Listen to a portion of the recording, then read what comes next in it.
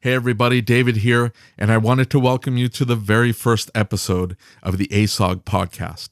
This is something that Lucas Underwood of L&N Performance Auto Repair and an ASOG moderator and myself have been talking about doing for quite a while, and we were finally able to get our schedules together to make it work. We had the honor of having a conversation with Rick White of 180 Biz. He also does a lot of work with the Midwest Auto Care Alliance and DriveYourKPI.com.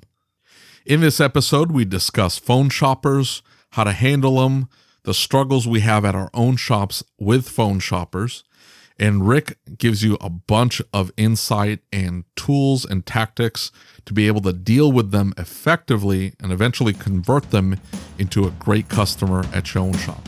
I hope you enjoy it, and here we go.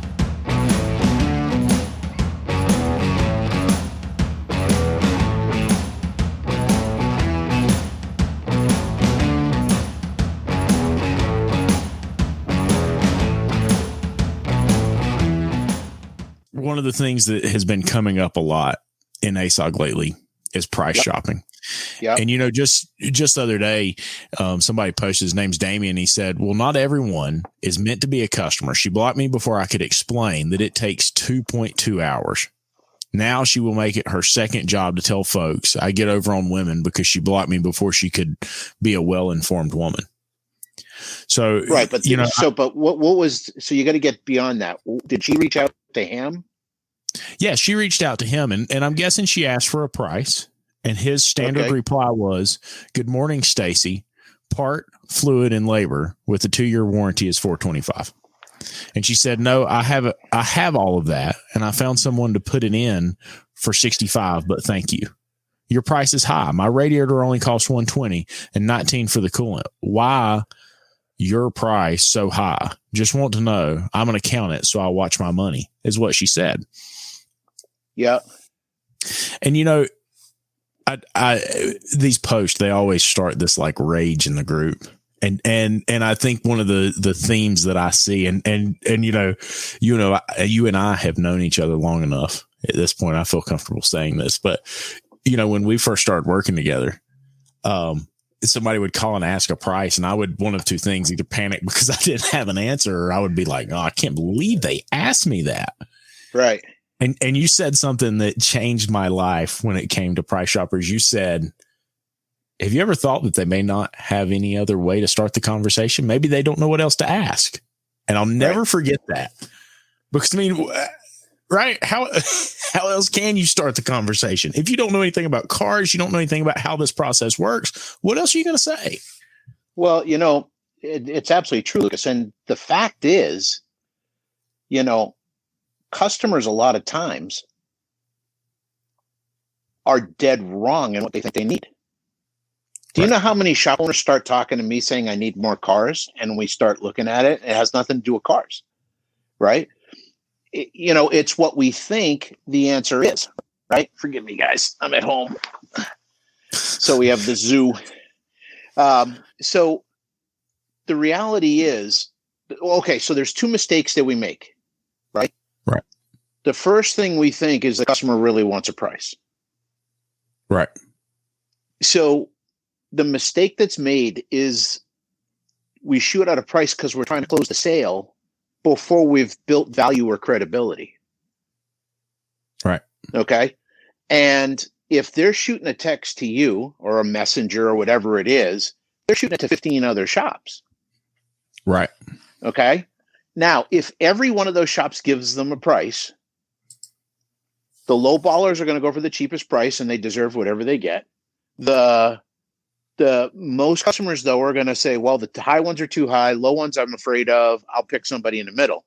But the reality is, every price they get, their stress level goes up because there's no differentiation. And in reality, your customers starting this conversation with price because that's the only way they know how. And they're begging on the inside. They're begging for someone to connect and guide. Right. Okay. So The biggest mistake we make is we think, well, I'm activity based, right? I'm just too busy. I'm just going to shoot a price out. The second thing is I'm looking at the sale. Oh man, I could really use a radiator today. Let me get that in. That'll be some fast money. The problem with both of those is your focus stops right here at the end of your nose, right? We are seen as a commodity until we create ourselves as until we separate ourselves. Right. Okay. So how do we do that? We do that by connecting. We do that by getting to appreciate and understand their world, right? And our only goal, if someone's messaging us, the only goal we should have is to get them on the phone. That should be the only goal. Okay. That's a good point, because a lot of these messages are coming in on Facebook, on Yelp. Right. You can't have that kind of conversation via text. It doesn't work. It doesn't work. No way to tell a tone of voice or anything. No. Anybody that's married, that's ever tried to have a real text conversation with their significant other, I guarantee you at least one time the conversation's gone sideways because you thought they said something funny and it wasn't meant to be funny. David, that was you, the first half your marriage, right? I'm telling you, I can't tell you the number of times I had to drive from New Hampshire to Connecticut to fix stuff because I misread what was said, right? Now, if we're a commodity, and that's what they're trying to make us, and they don't mean to, but you got to understand what's the mindset of a potential customer when they're calling around looking for help or looking for work to be done. What is their mindset? Right. Most people, most shop owners, they're just cheap bastards and they don't want to do anything. And that's not the case at all. They're scared. They're nervous, right? They're afraid of being taken advantage of. And they're trying to protect themselves the best way they know how. That's why they're going to Google and YouTube and stuff like that today, is to protect themselves. The good customers that the shop owners have, that you have a relationship with, they don't do that crap. They just call you up and say, hey, I need something. Or they'll send you an email or a text. I need something. I need it fixed. Fix it. Yeah. So fix it. So the first thing we should do, let's just go like in stages, if that makes sense. So if someone reaches out with a message, hey, thank you so much for reaching out. This is best done on the phone. What number would be best to call you and what time? By the way, my name is Rick and I'm going to help you out. Okay. So we want to start the guiding process right away. Okay. Then we want to get them on the phone. And even though they're asking us for a price, and I'm going to talk about this a little bit later, I have an amazing 3-step process for dealing with price shoppers that works just incredibly well. I didn't realize when I came into the industry that there was a way to do that. Right. I didn't understand that there was a process behind that. I just said, oh, yeah, it's this much. Or why are you asking? Right. I never realized that there was a process. I can't give you a price. Why? Because, I can't. A policy. I hate my policies. I don't get priced over the phone. I don't get yeah. And people love policies, right? Oh, yeah. And they really look at you like you're a scumbag after that. Absolutely. Right. And here's the thing. The cool thing is, even after you do it my way, there's still a chance they're going to look at you like a scumbag, and that's okay. That's what we call qualifying the customer. Right. Right? 80% of our headaches come from 20% of our customers. And it's our job on that front counter to find what I call high win probabilities. I don't want to deal with losers. I don't want to deal with people that are bag full of cats crazy. Right. Right? I want to find someone that's really looking for help. Now, they may start with a price question, or do you do this? Or, can you do this? Or how much is this? So the mistake we make is we think, I got to make a sale. And that's a mistake. Once you get them on the phone, you only have 2 things you want to do. Okay. You want to connect. Okay. And help, right? You want to help. Don't think of the sale. Don't think of the, whatever you're doing. Now's not the time to do this. In auto repair, selling is a 2-close process. You got to close them on the appointment get them in, and then close them on the repair. Okay? So what you're going to do, in my opinion, this is what you should do, is you should understand and appreciate their world, start to ask questions, and understand where they're coming from. Get and connect with the customer first. Don't start asking questions about the car. We just said customers afraid, scared, afraid of being taken advantage of, all this concern. If we don't deal with that, we can't get beyond anything else. Right. And think of it like this. I know that we've talked in so many different directions about that they don't know what else to ask. They don't know what to do. And we even did a radio commercial on it a while back where we actually brought up the fact that, we're thinking about them first, right? The car is not the first thing that comes up. We want to understand, what do they need? What are they looking for? Why are they looking for it? Right. And understand where they're coming from. And I think that was the hardest thing for me to grasp in all this. Right. I just kept thinking that price, because I'm sitting at the front counter, I deal with price all day long. Price was my focus. And it took me kind of coming away from the price and really looking at my customer and saying, hey, I want to help you. Right. I want to be here for you. I want to do what's best for you. Right. And that, that's where I came from with this and how I started to improve is I focused on what was best for my customer. But understand that best doesn't mean cheapest. Right. Yes. Right. And we're going to talk about that. But ultimately, our goal, number one, is to see if we can help them. If we can help them, then the second function we have on that phone is to get the damn car. That's right. It.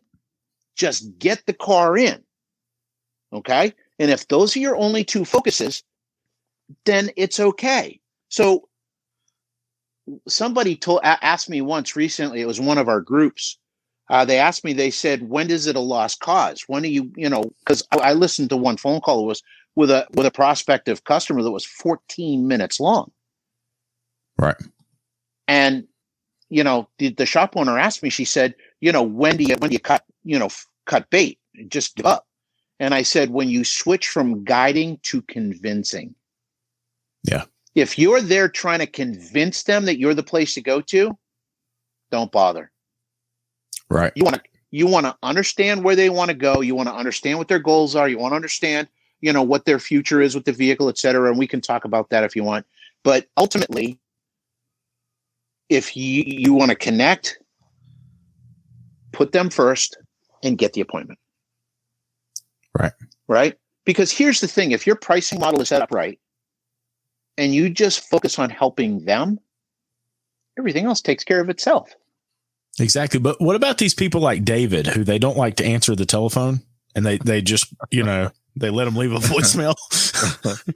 I will say, I don't always take the approach of trying to, you can say I'm trying to connect with them, but for me specifically, if they call me up, and you have to identify that they have a problem and you're trying to help them solve a problem. It has nothing to do with the price.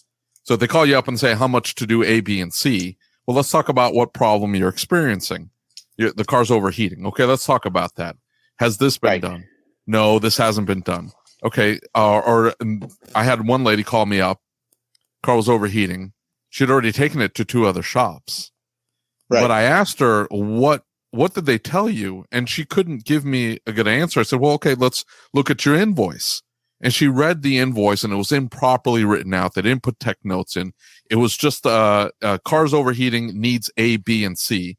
But they hadn't given her any information past that. And I said, well, this is what they should have done. And we went through our entire process, what we would do once the car got to the shop. And she's like, well, yeah, that they should have done that. And oh man, I feel terrible that they didn't do that. They ended up bringing me the vehicle. It was a fantastic sale for me, because I was able to kind of put her mind at ease. But I don't, and I want everybody to understand, it's not necessarily connecting with them on a personal level. It might just be through the vehicle, but you're building that trust, that rapport, by talking about their vehicle or giving them a little bit of extra information. I got an appointment today with a guy who wanted to go look at a particular vehicle, which is known for transmission problems. And he wanted to know how much I was going to charge him for a vehicle pre-purchase inspection. And I said, well, what kind of vehicle have you been looking at? And once I gave him some information about that vehicle, he's like, wow, that's great information. That's fantastic. He ended up setting an appointment for his personal car for tomorrow. And he's not bringing me that turd that is going to have transmission problems, because they all do. And again, it was all building that rapport, that trust through the vehicle. Does that make sense? It's through the vehicle. It does, yeah. But you still have to see the customer. You still have to see their concern. You still have to, because one of the things shops do all the time is someone says how much is, they answer it. Customers, and like, here's the worst thing that can happen. Customer says, okay, do it. You think it's a win. You do the work, and it doesn't fix the problem. Oh yeah, for sure. Yeah. Now you're in trouble. You own that puppy. Right. And the same thing, right? We get the car in, and all of a sudden we recognize that the condition's worse than what we expected. And I remember when I've learned this lesson. If I'm talking to Rick on a coaching call, I got to make sure I mute my telephone or mute my mic, because I've in more than one case, I can see his eyes getting bigger and bigger in the Zoom call. And I'm like, oh man, I've done it now. And I remember a conversation one time where you told me, you said, telling them anything before you see the vehicle about the condition of the vehicle or how much it's going to cost to repair is a lie. Absolutely. And that really stuck with me, that because, we work so hard to be honest and ethical and going in the right direction. I tell people that all the time, that, and they hear you say that and it takes them back, right? It's like a reset to the conversation. And I'll say that and they'll say, you would lie to me? No, you need to hear what I said. Me telling you anything about your vehicle before I see it is the equivalent of a lie, because I don't know. There's no way I can know. There's nothing I can do to know right now. And here's the thing. Think of it this way here. Your customers coming to you and they're laser focused on price. Okay? Right. Now, imagine little Lucas got a hold of a steak knife and he's got it in his hand like this, right? Are you going to go over and rip it out of his hand? No, because he'll cut himself. He could fall. He could hurt himself with the knife, right? So what do? You get something else that he would be interested in, and you make sure you're giving it to him from the position of, so he can't get it with the other hand. And what does he do? He's going to drop the knife and he's going to get that other thing.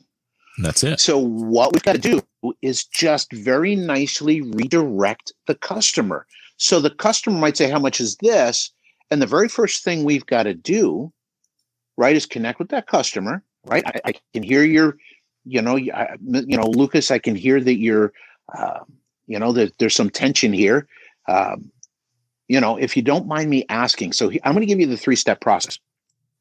Actually, before I do that, I want to blow everybody's mind. You ready for this? Yeah. What you think is a price shopper is not a price shopper, because price shoppers typically have done what?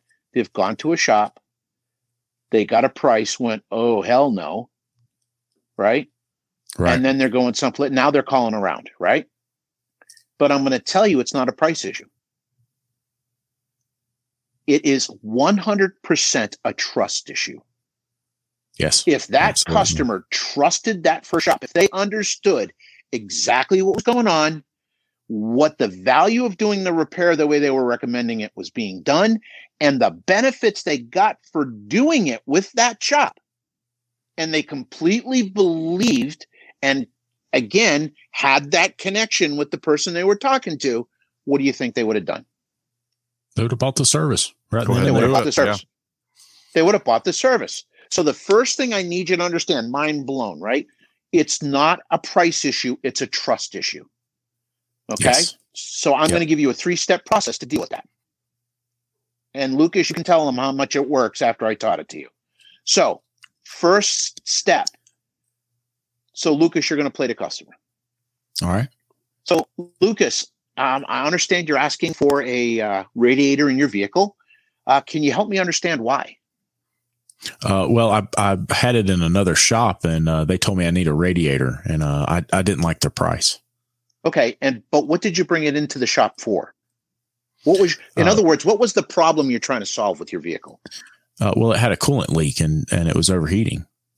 Okay, and they told you it was a radiator, and you didn't like the price. That's correct. Yes. Okay, so now typically they're not going to say that. They say I had it in another shop, right? So the second question we're going to ask, second question is, Lucas, if you don't mind me asking, why didn't you have them do the repairs? Well, it was too expensive. Right, but they're not going to say it like that. Right. Right? They're going to go, man. Right, well, hey, look, that's the shop owner mentality, right? That's what we're thinking. I know. But the customer, you got to be able to put yourself in the customer's shoes. Customers think, yeah, man, he thinks awful highly of his radiators, I got to tell you. Right? So, what you're going to say, this is the clincher right here. So the third thing I'm going to say is, Lucas, I hear what you're saying about the price, but as I'm listening to you, it really sounds like you doubt the entire interaction with that shop. Absolutely. Would you agree with that? Absolutely.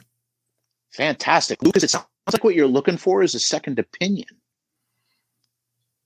Right. Would you agree? I agree. Fantastic. Listen, I can get you in tomorrow at 3 or Thursday at 8. Which would work better? Thursday at 8. Fantastic. Let me get some information from you. Right. And then what we're going to do, here's what we're going to do, Lucas. It's a little bit different, right, from anybody else. Number one, we're going to pinpoint the cause of your concern. We're going to talk to you and keep you in control of the repair process the whole way through. Right. Okay. We're going to show you what we're doing. We're going to tell you why we're doing it. We're going to tell you what the benefit of doing it this way is. If there are options, we're going to give you those options. And then we will make recommendations based on what we understand to be true about, where you're going with this vehicle, as far as, how much longer you want to keep it, et cetera. And then at that point there, we're here to help. Right. Right. Okay. And I'm telling you, the 3-step process, it works. Right. And the number of times when you say, what makes you think you need, right? When you're asking the initial question, the number of times that you all of a sudden see a different intro into that. Right. Mm-hmm. And we talk about qualifying the customer, and in a way, this is qualifying the job. I see it all the time on our front counter. And when we started training Scott, I said, hey, this is probably one of the most important things you can do when talking to a new customer, talking to somebody that wants to come in for a problem. And he said, why is that? And I said, well, somebody calls and says, I need spark plugs. Do you know how important it is to understand why they think they need spark plugs? It's the most valuable question you could ever ask, right? Well, go ahead. I'm sorry. Do we have a misfire? Do we have a service issue? What makes you think you need, right? And I've got to touch on the subject.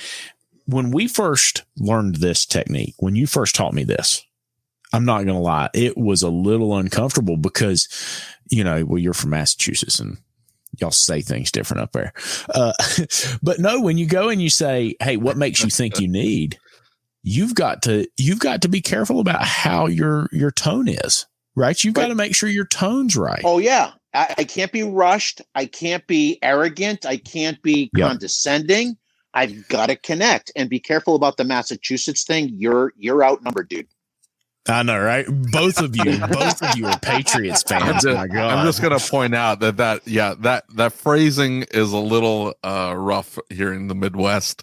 I do use something very similar, though, because you definitely want to steer the conversation in that direction and ask, has somebody else assessed the vehicle, or has somebody else done any testing on the vehicle?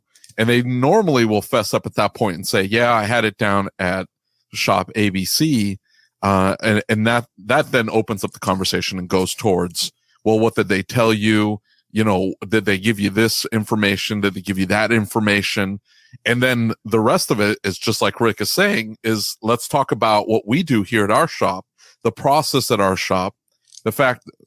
So we use a DVI, and I tell them, that closes a lot of appointments for me. We take pictures of everything. You're going to be able to see exactly what the problem is with your own eyes. You're not going to need to just like believe being in me. the bay with the technician. Yeah, absolutely. Yeah. So that whole DVI, being able to take pictures, and you'll be in control of the entire process. That it nails it every single time. Every time. We won't charge you a dime without your explicit approval. Right. Now, like, oh, okay. So there's a couple of things. So there's a couple of things I want to say. First of all, Lucas, when someone says I need spark plugs, you're absolutely right. But here's the other thing that we make an assumption on all the time. Someone says, hey, I need an oil change or an oil service. You should be asking the same damn question. Yes.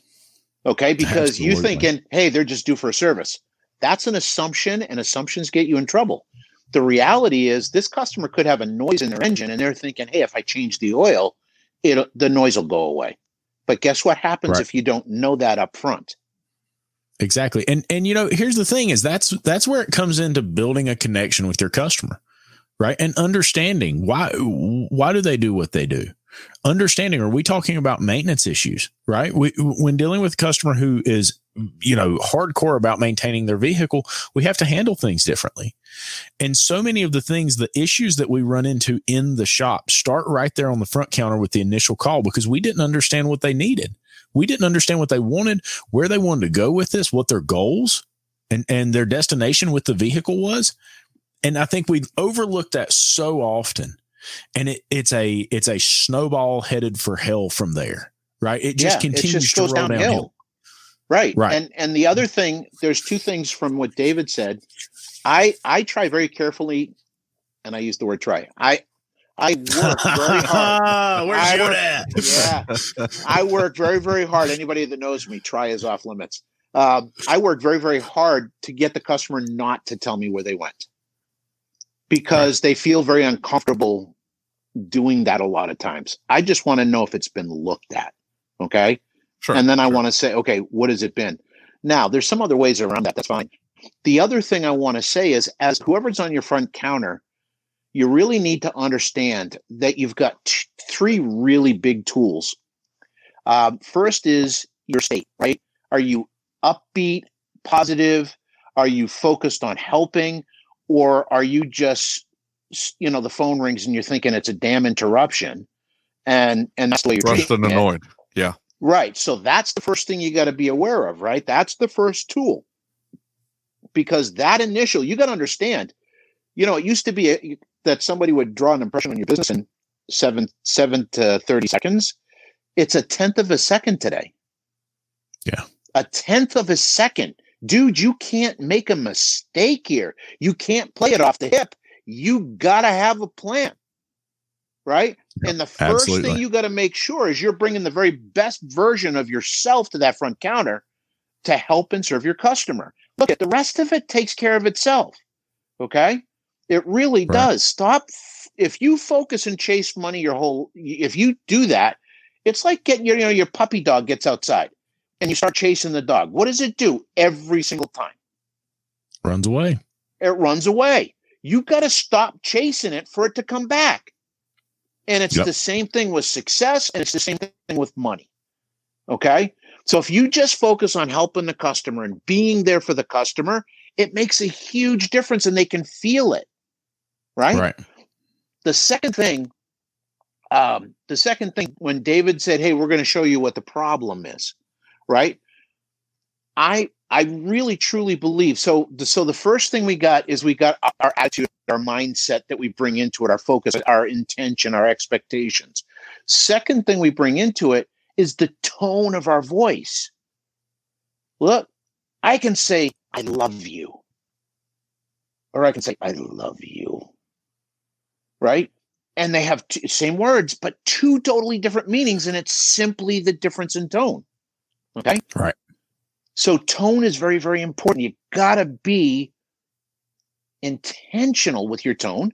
And then the third thing you need, in my opinion, is you got to be very, very graceful and elegant with your vocabulary. Because your words are your tools. That's your wrench. Your wrench and your screwdriver on that front counter are the words you use. So for me, instead of using the word problem, I would use the word concern or issue. right? It changes the connotation. focus. Exactly. Yeah. It changes the focus a little bit. And it's not a huge thing. And David makes tons of sales, I'm sure, using the word problem. It's just, I have found over the years, and shit, I'm getting old, but I have found over the years that words really do make a difference. And if you say it this way, you get one thing. And if you change just one word, it goes up to here. Right? So I think that's really important. So I think the big thing with price shoppers is to recognize that 7 to 8 out of 10 of them are not really price shoppers. They're value shoppers. They just don't know how to start a conversation with you. Right. Okay. 20 to 30%, depending upon where you are, your demographic, 20 to 30% are going to be price shoppers. They want the lowest price. And I'm going to tell you right now, don't bother. Right. Don't you'll bother. Never make them happy. You will the only thing you'll ever get is a transaction. You will never, ever build a relationship. And I think that's really important. One of the things I used to say to customers all the time is, look, I'm not here to fix your car today. Okay. I want to become your car guy. I see this as the first step in our relationship. I want to be your car guy. I want to be your kid's car guy. I want to be your grandkid's car guy. Right. That's the kind of relationship I want to build with you. And I got to tell you right now, that ain't going to happen if I take advantage of you. Exactly.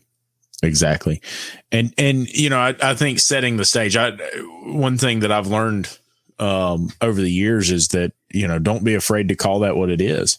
Right. And come right out and say, hey, I know that you may be afraid of being taken advantage of. I know there's other folks that may have taken advantage of you in the past, but we're not going to do that here. And one of the big things we talk about here with our customers all the time is you're part of the family. And, we take it seriously, right? If we're going to invite you into our family, we're going to do the discovery conversation. You're going to be a good fit for this family. Because not only am I watching out for the customer, I'm watching out for our internal customers, our technicians and our service writer. I'm not going to bring somebody into this shop that's going to tear Scott a new one every single time they come in and complain about everything and stress the poor guy out. And a lot of those customers, you're genuine price shoppers. The one who's worried about is the oil change $5 more than the guy down the street. If that's really the issue they're going to push, I'm sorry. I've got plenty of work here. I don't need to do that on something that I'm not going to generate a profit on anyway. Here's the thing. Even if I don't have enough work, I'd rather polish my toolbox. Yeah, absolutely. I'm just saying, right? Because I guarantee you the headaches. Look at you cut the price a little bit. You shortcut the repair a little bit, and what happens every single time? Yep. Right. Look, I've been telling people this for years. I've said it over and over again. I was talking to a guy, Ryan Martin, here in North Carolina the other day, and I said, let me ask you a question. I said, you remember when you first started your shop and somebody would come in on a Friday afternoon and say, man, I've got to go out of town by 5 o'clock. I really need my vehicle done. And you thought you were going to be the hero and you were going to go out there and fix it. And he said, yeah, I do. I said, you don't do that anymore, do you? He said, no. I said, why not? He said, because nothing ever goes right. It always, the car breaks, a bolt breaks, something doesn't work. I never get the car fixed, and I'm the bad guy, right? I never get the car down the road. And that's what so many of these situations turn into. When we try to be the hero and we try and meet everybody's expectation, it's when we lower our standard to meet their expectation, to be their hero. Right. Right. Hey, absolutely. Let me fudge this one repair and get them as a customer, and I'll change them. Right. Oh yeah, exactly. And that's just it. That's what we do so many times. That's what I used to do before I learned the right way to do it. Right. Because I thought I was helping. I thought that's what they wanted me to do. I thought the customer was right, but it turns out that they're not the professional. It's my job as the professional to guide them and lead them in the direction they need to go. Yeah. Right. Yes. Go ahead. I'm sorry. Well, I'm sitting here thinking I was talking to, I think it was Bob Grove earlier. And I said, we're talking about evaluations, for instance. And I said, you're the professional. And I said, so let's say you go to the doctor's office and we're over here at the doctor and you got a cold and the doctor sees this lump on your neck, but he doesn't say anything about that cancer. Right. He just says, well, you got the flu, go on home. Here's some medicine. How does that make you feel? Maybe you didn't want to hear that, but he's the professional. It's his job to tell you that, whether you wanted to hear it or not. We don't just tell people what they want to hear. It's not our job to tell them what they want to hear. It's our job to be the professional and lead them in the right direction. Correct. And it's one of those things where we're not there to tell them what they want to hear, nor are we there just to repair what they want. Right. We are there to give them an accurate snapshot of the condition of their vehicle and help them achieve their goals with that vehicle. And they're going to be different goals for different vehicles. But, ultimately, and I lost my train of thought there. But ultimately, you've got a situation where you've got to be able to understand what the customer wants, not for today, right? Because they're going to say, I want my car fixed and I don't want to spend any money. Everybody says that. There's two kinds of spending, right? There's discretionary spending and non-discretionary spending. Discretionary spending is like, hey, I really want the AirPods Pro, man. I can't wait till I get those. They're noise canceling. They're awesome, right? That's when we have fun with our money. Non-discretionary spending is when we're spending money and we have no choice. And auto repair comes under that. Nobody's going. It is, and it's always going to be, just like the dentist, right? It's gonna hurt. Now, one of the things that you got to ask a customer, in my opinion, if you got a customer that's pushing on price, I'm going to ask them straight up, Lucas, are you more concerned about the price or the cost? Yeah. Okay. Yeah. Now, hey, listen, you can see their eyes. I mean, half the time their eyes will kind of roll back in the back of their head and then they come back to consciousness after that happens. And they're like, what? It blows their mind. Thing. And I'm like, man, I can understand why you'd think that. But listen, price is a one-time thing. Cost is a lifetime thing. Right. And you can give them a story of where, hey, we were more money. It was more expensive to get the repair done, but our repair lasted longer. Yeah. So like per mile, per month, per day, our repair was way cheaper than the other shops. Right. And look, that kind of leads into something. And David, you are clearly not saying anything. We're kind of starting to wonder if you're alive over there. He's probably in the shower or something. Oh man. Damn it. Well, that leads me into something else. And I think it's another really important thing when it comes to the price shopper conversation. And that is that stories are powerful. And we've all had those stories, right? Ma'am, you have to understand.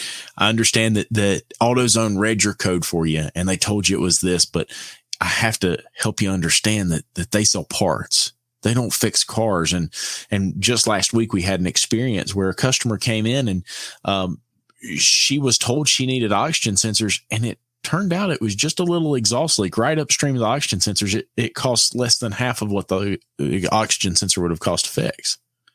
And by telling that story, not only do you connect with them, and 90% of these stories are something that just happened the day before yesterday, but you also educate them. You help them understand why it's not what they expect, because a lot of these places, whether it's manipulative marketing, whether it's the way that the person at AutoZone portrays it, and I'm not just picking on AutoZone, I think Advance does it too, but it's a lot of the way that they have been told, oh, we've tested your car, here's what's wrong with it, right?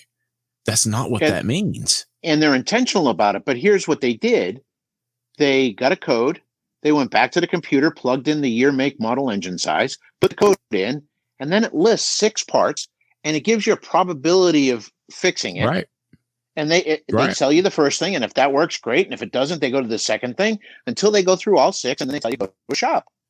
Right. Exactly. Right? And literally last week, I had a lady come into the shop, and she said, I need this part.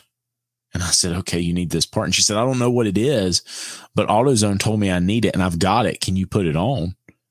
And I said, let's get you in and find out what's going on. You know, ma'am, what's the vehicle doing? And she said, well, it's shaking really bad. And she said, I just had this fixed 2 weeks ago.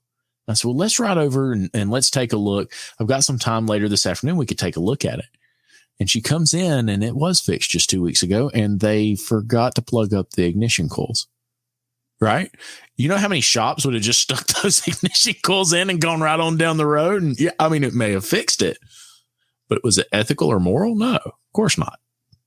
No. And, it's really great to do that because you get to see, even when I tell a customer, I'll ask a customer, hey, listen, when it comes to auto repair, what's the most important thing to you? And they'll say the price. And that's when I say, well, is it the price or the cost? Right? Because I want to get the conversation to a value-based conversation as quickly as I possibly can. Because every shop owner in this country should know clearly what the value is they bring to the table. Right. Because if you don't, and I got to be honest with you, when I start my marketing track with clients, the first question I ask them is, as a prospective customer, why would I drive by 3 other shops to do business with you?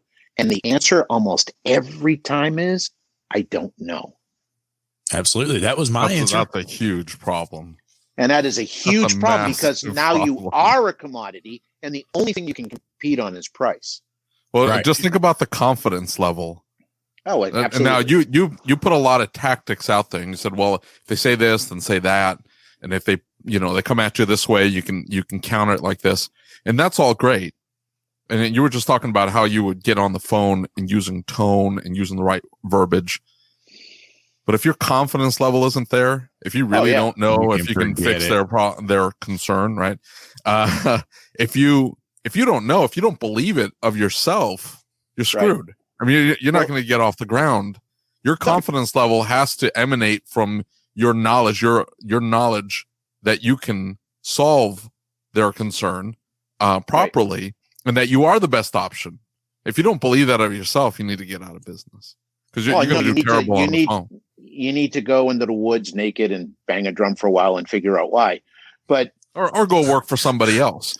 Right. That's my point. Is that you can't start off because you're right. You start talking to a shop owner who's having issues, and you want to steer the conversation to marketing and say, okay, we need to get the phone ringing.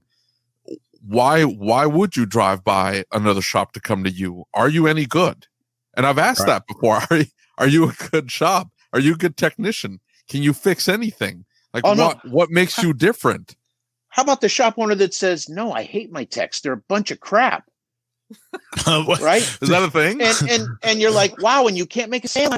Why? Right? Right. If you don't believe in what you're selling, you're not going to be able to sell it. It's just human nature. And, confidence, not arrogance, not cockiness. Absolutely. Yeah. Confidence. That quiet confidence that says, I got this. Right? Like if someone says, well, you're too expensive, that's fine. Hey, I could go down the street and get it cheaper, and they're worth every penny. Right. Absolutely.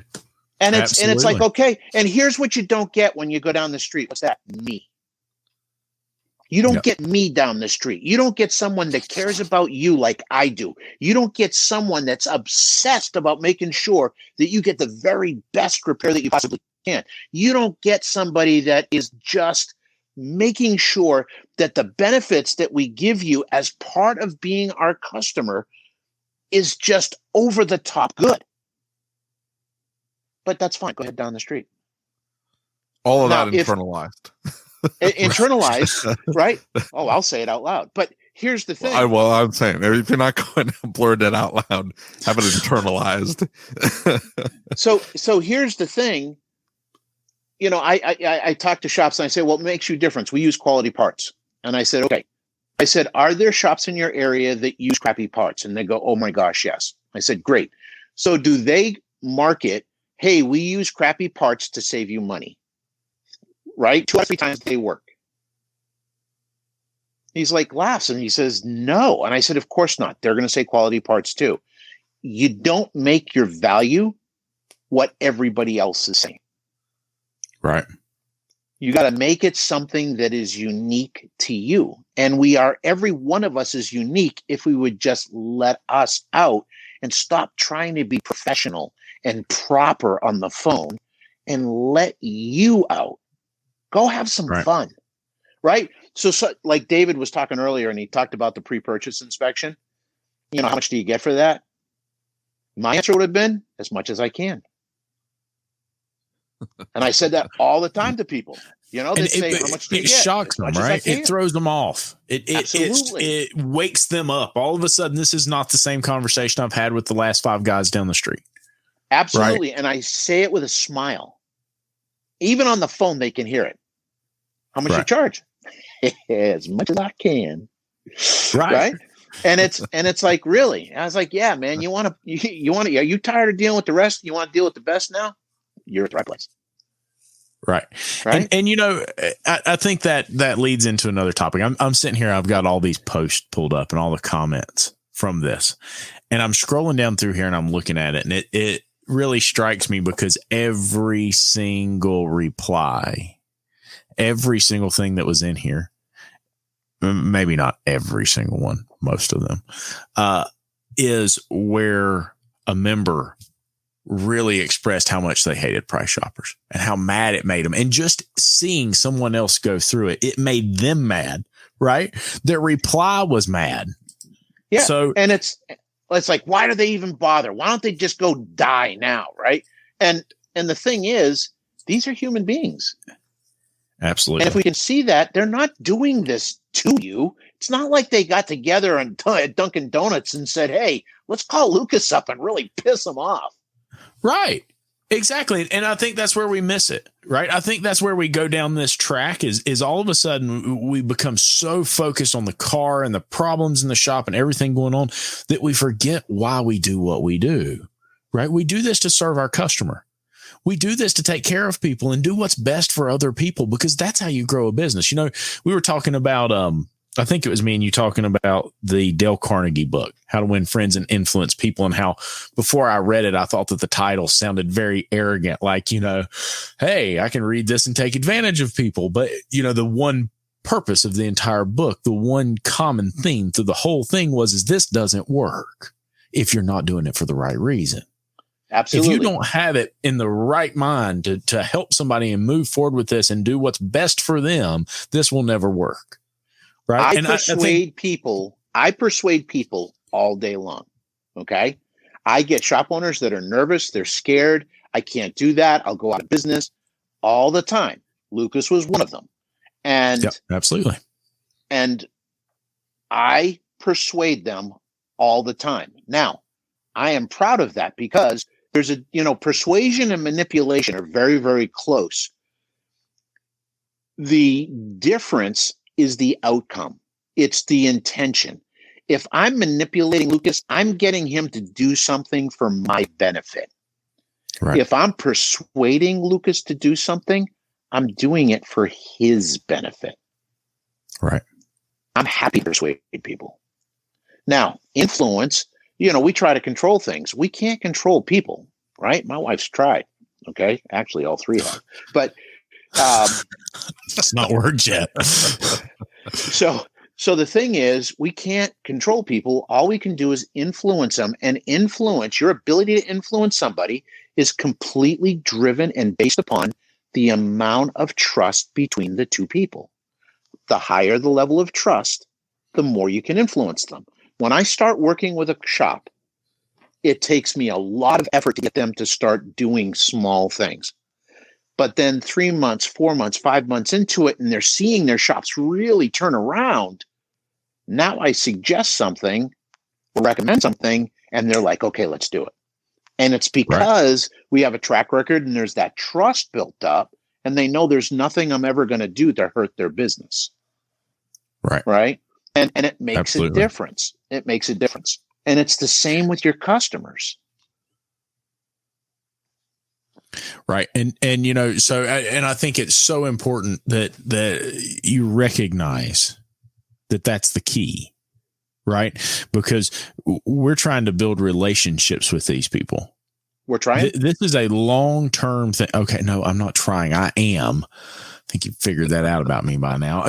We in the South, we just use things like try frequently because it's just ain't and y'all and ought to. I mean, come on now. Fine, but try is an excuse in future tense.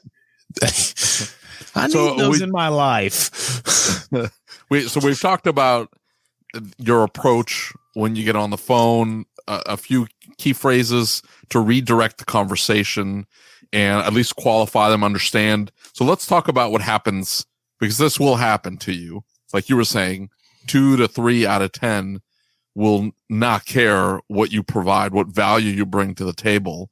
They Right. just want a price. I just need to know a price.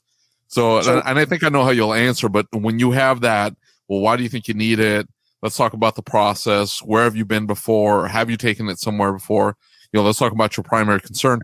And they go, no, I just need the price. Will you give me a price? I would love to, but I refuse to start a relationship with someone based on a lie. Or some variation of that. Yeah, absolutely. And it's a I'm not going to be truthful to you. I can't be truthful to you. I haven't looked at the vehicle, and I don't want to just shoot some number off anything from the hip and have it be inaccurate. It's going to be wrong. But here's what I'm going to say, David. I'm going to say, okay, we have agreed that you didn't trust that place, but what you want me to do is give you a price on something you don't really believe is the problem. Or at least you don't know. You don't trust it Right. to be the problem entirely. Right. Yeah. So that really seems ludicrous to me, doesn't it? I understand you don't want to be taken advantage of. I get that. I don't either. I work too hard for my money to do that. Listen, I can't afford cheap. I don't make enough money to buy cheap stuff because I can't afford to buy it twice. Sure. Right? I can only buy it once. I'd rather pay a little bit more and get it done right than to, get the cheapest price and go, yeah, I did it. It's ridiculous. And I think it's because it's very easy for someone to get agitated, angry. I'm talking about the customer. They're calling for price. They called 3 other shops. The other shops just shot price. You're 10 minutes into this conversation. You haven't given them a price. You're trying to steer the conversation to a different direction. They're not budging. And they just gave it a look. Are you going to give me a price or not? You say, look, I'm really sorry. I'd like to, but I really need to look at the vehicle. So you're not going to give me a price. No, I'm sorry. But at least with some sincerity, some empathy, saying, look, I'm doing this for the right reasons. Just understand that. You can at least let them off easy. They'll just move on, as opposed to, and this was Damien's concern, was that the way he had said it, or at least her response, indicated that she was going to blast them on the internet, and she possibly could have done that. But that's what he was worried about. Here's the thing: negative reviews are going to happen, and every one of us needs some haters. Okay, I trained at Vision one year, and had one lady that gave us all terrible marks on our comment cards, and it was because my shirt's untucked. Okay, now I don't tuck my shirt in. I just never have. I'm casual. It's casual for me. And plus, trust me, you don't want to see this tucked in. So we're just going to leave it at that. But, I can't fix that. I'm not going to try to. Their reaction to what you say has nothing to do with you and everything to do about them. And you've just got to be okay with that. And, if I was talking to somebody, I just want a price. And I'm going to say, well, have you called around at all? Yes, I've got 4 other prices. Okay, so you've got 4 prices. What are you looking for? What has to happen for you to make a decision? Let's just drag the elephant into the middle of the room and shoot it. You've got 4 prices. Why haven't you picked one of them? Well, I still think they're too high. Based on what? Right. Based on what? Now, conversation shouldn't be 10 minutes. When you do this right, conversation should be 3 to 5 minutes. Right? If I have a 10-minute conversation, I'm no longer guiding.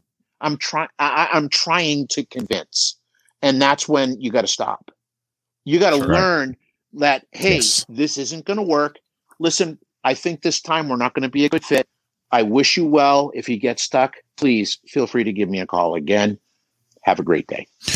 And I think that there's some things that we should probably address, and some of them are that the way that we handled it. You know, when I'm talking to my customers about my repairs, I'm not talking about parts and labor and fluids. I'm talking about a completed repair with a warranty. And, Dutch is giving me a hard time for saying that, but I mean, that's really what I'm bringing to the table. I'm not bringing a part. I'm not bringing labor. I'm bringing a complete package. And I stand behind that entire package. And, as I read over this, I can tell he's frustrated. And one thing really caught my eye as I read his message. And he said, she blocked me before I could explain that it takes 2.2 hours.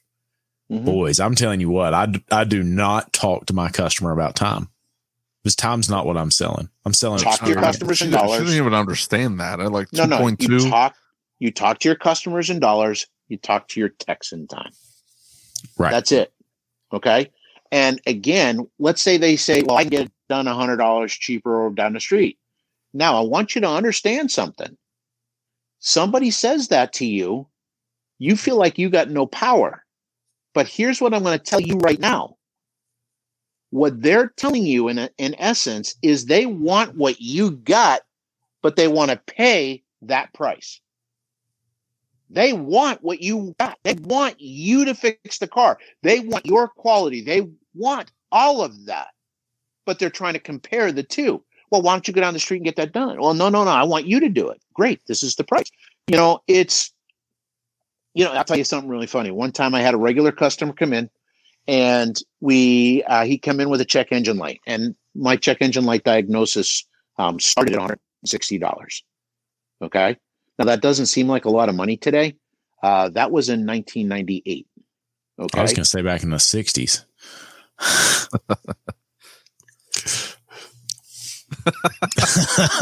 You stopped him in his tracks. No. Trust me, that's not stopping me in the tracks. I'm thinking he's trying to censor himself. I'm thinking, Lucas, remind me to talk to you about the price increase when we talk next week. So seriously, the guy's like, I don't want to pay that much money. And I'm like, okay. And I had this guy that was doing cleanup and stuff in the shop, and he was like Sad Sack from Charlie Brown. He walked into the shop and he was like a magnet for dirt. He had scraggly hair, tattoos, really gaunt. I mean, he looked like a druggie. I mean, he was a good kid, but he was just scary from an impression, right? So I called him over to my office, and Scott come up, and I looked at my customer and I said, I'll let you have him for $80. And the customer turned white. And I said, thanks, Scott. And Scott's like, what? I don't understand. So the customer looked at me and goes, I don't want him working on my car. I said, who do you want working on your car? He said, I want your best tech. I said, great, sign right there. Sign on the dot.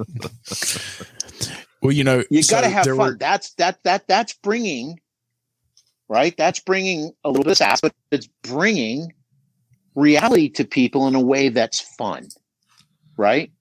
And you should, one of my goals is always to get people to laugh, because laughter is a buying signal. If people are uptight, angry, frustrated, they're not laughing. Trust me, right? But if you get some laughter out of them, you can crack a couple of jokes and you get them to laugh. There's an amount of comfort between the two of you, and you can build on that. So you got to be constantly gauging your customer. You got to be aware of where you're at in your sales process. You have to be aware of where they're at in their buying process, and you have to be aware of where your customer is at from an emotional perspective. Right. Absolutely. Well, so we've got some questions, right? Okay. And so a couple of the questions are, how do you tell them? And we've really already answered this. So let's drop down to the next one. David, you can edit this part out. How much to replace my said part? I already have the parts and fluid. That's something I run into from time to time in the shop. Love to hear y'all's take on it and see how y'all would handle that. I think we already answered it. If they have their parts. I get it, but based on what information though? So yeah, who's looked at the vehicle? Oh, my dad looked at it, but he can't do the work. Is that okay? Okay. Right. Oh, that gives you a warm fuzzy. Yeah. So we'll bring it in. We can do an assessment, and I can give you an accurate estimate on what you actually need, including pictures. We measure everything. You give them the spiel. But the fact that they say, well, I already have the parts and then I have the fluid, so that doesn't matter. You still need the car in the door. And I mean, you can tell them at that point, and I'm sorry, we don't install parts we don't source ourselves. And that Why? sort of, well, we have a very careful vetting process of our part suppliers and vendors. I need to make sure that part is going to last, and we have a very long track record with the vendors that we currently use and the specific parts. So we're very careful about choosing that particular brand for that particular make and model. That's my spiel, by the way. All right. So Candace has a question. She says, my husband, cousin, or best friend's nephew replaced XYZ, but it still leaks coolant. What would you charge me to fix it since the parts are new? So what we're going to do is say, well, clearly what they've done hasn't really taken care of the issue for you. I really think what we need to do, the best thing for you to do at this point, is for us to step back, start at the very beginning, and let's figure out what's really going on before we throw some more parts at it. What do you think? Absolutely. Slam dunk. That's an easy one. Yeah, I mean, absolutely. David, you don't even have anything to say. I still made it sound good. I will say that for me, the most difficult ones for me to handle are the ones that just insist on getting a price. And I can hear them getting agitated on the phone because they don't want to hear what I'm telling them. They just want a price. And you having to repeat yourself and say, look, it's not in your best interest for me to just throw some price out there. You've already got price quotes from other shops. It's very likely that what they're telling you is probably all within 10% of each other. Those are the most frustrating for me, I will say. The rest of them, they're easy. I mean, I don't get agitated by them. So the thing, David, that you got to stop doing is stop convincing. And what I do is I end the call. See, one of the strongest positions you can have in sales is being willing to walk away. Sure. Right? Absolutely.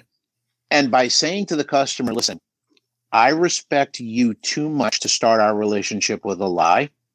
So I don't think we're going to be able to help you this time. I wish you well. Good luck.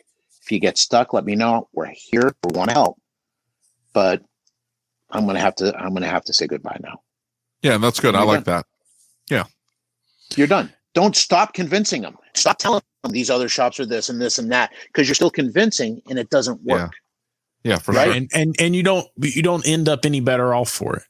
Right. No. You end up with somebody that's in the exact same situation in your shop as they were in another shop. And, I'd always ask my customers, one of the things that I'll talk about if price is a genuine objection and some people are asking, well, how do you know that price is really the objection? I think we covered that. But, something I'll ask is, did you buy the cheapest car? And they'll say, what? Did you go out and look for the cheapest car you could buy? Well, no, that's crazy. Why would you buy the cheapest repair? Did you buy the cheapest TV? No, of course not. I want a nice TV. I don't want a 12-inch black and white TV. Of course, because it's not just about price. It's about value. It's about quality. It's about so much more than just price. Find the right thing. Yeah. So what you got to do is say, do you want to just spend money or do you want it fixed right with a repair that's going to last? Exactly. Right. And it's this stuff is easy. And here's the thing. And that's what I said at the beginning of our time together here is I said, there are still going to be people that think you're an ass. In fact, I had this one guy, I went through all of this and I ended it exactly the way I told you. I said, I'm sorry, I can't help you out. So the guy says, you're not going to give me a price. I said, no, sir. He says, you're an ass. And I said, you have a great day. And I hung up. That's not me. Yeah, that isn't my problem. That's not my fault. That's him. That's his expectations. Knowing when to make the call. He's upset because it's my shop and I won't play ball by his rules when it's my bat, my ball, and my glove. No. I have a window of opportunity and service that I'm going to offer. And if that works for you, fantastic. And if it doesn't, right. I'm going to tell you the most dangerous thing a shop owner can do is exit their standard operating procedure, step down their service, step down their quality, step down their price, whatever it is. That's the most dangerous thing you can do with any customer. I think by far that is probably the most dangerous thing you could ever imagine doing. Step away from the policy. Well, we won't do an evaluation this time. Oh, well, that just is one time I'll install that part. It's just Lucas, that one time that catches you. Here's the thing, because it's not one time. It's the beginning. Yeah. Okay. It's the beginning. It's not a one-time event. It's the beginning from the customer's perspective. So here's the thing.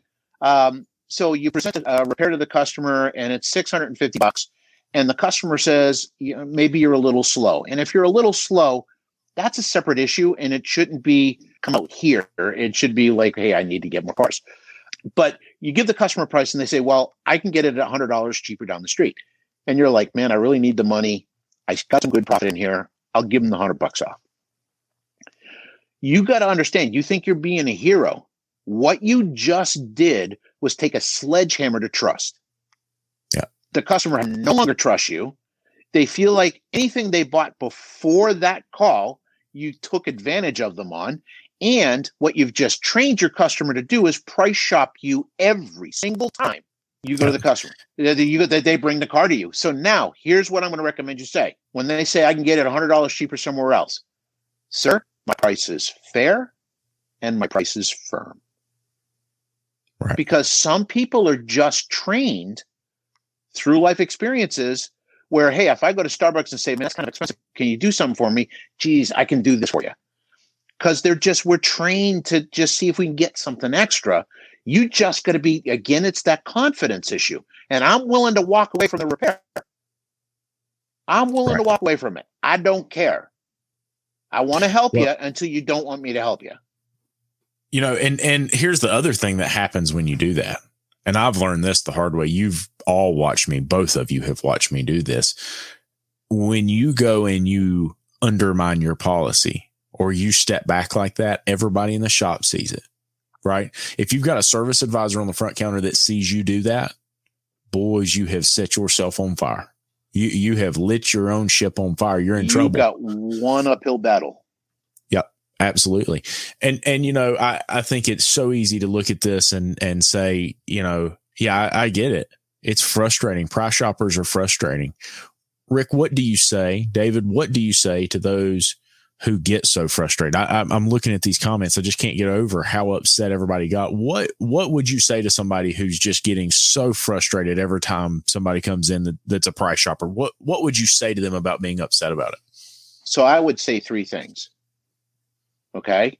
Number one thing I would say is, listen, 7 to 8 out of 10 are not price shoppers. That's just the only way they know how to start the conversation. They're begging for somebody to grab the reins and guide them through a process, and you're gonna get a customer for life.